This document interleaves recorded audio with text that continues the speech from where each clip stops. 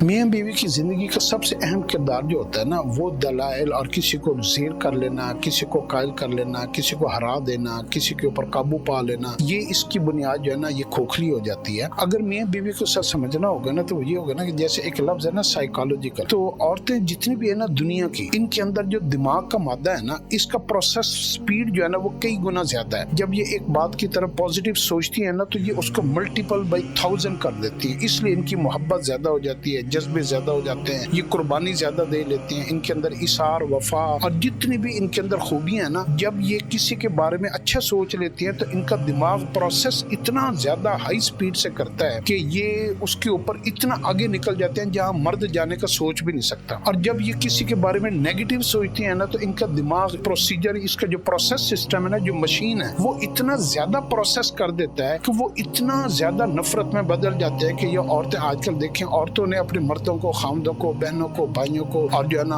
باپوں کو قتل کرنا شروع کر دی ہے۔ تو یہ ان کا نیگیٹیوٹی جب ان کے اندر بڑھتی ہے تو نیگیٹیوٹی بھی 1000 کے ساتھ ملٹیپلائی ہو جاتی ہے۔ تو ان کو آپ نے بڑا حساب سے، جس نے عورت کو ڈیل کرنا سیکھ لیا نا، وہ دنیا کا سب سے سمجھدار ترین انسان ہے۔ اس کو ایک بیلنس میں رکھنا سب سے مشکل کام ہے۔ جیسے انصاف کا ترازو رکھنا ایک بادشاہ کے لیے، جج کے لیے کتنا مشکل کام ہے، عورت کو بھی خامد کا، باپ کا، بھائی کا، بیٹے کا، اپنی ماں کو، بہن کو، بیوی کو اور بیٹی کو بیلنس رکھنا بڑا مشکل کام ہے۔ یہ کوئی آسان کام نہیں ہے۔ ہم یہ سمجھتے ہیں کہ جناب یہ کوئی خالہ جی کا اور یہ جو نا معمولی سا کام ہے، تو اس کے لیے مرد کو بڑا سمجھدار، شعوری اور عورت کو اسٹڈی کرنا۔ اگر آپ خوبصورت، اچھی، بہترین زندگی گزارنا چاہتے ہیں نا تو آپ اپنے گھر کی خواتین کو اسٹڈی کرنا شروع کریں۔ اس کو کیا چیز پسند ہے اور اگر اس کی پسند سے ہٹانا ہے تو کیسے ہٹانا ہے، اس کو کیا چیز ناپسند ہے اور اگر وہ چیز اس کو دینی ہے اور اس کو پسند نہیں ہے اور اس کو وہی کھانا کھلانا ہے، وہی کپڑے دینے ہیں، تو اس کو کیا چیز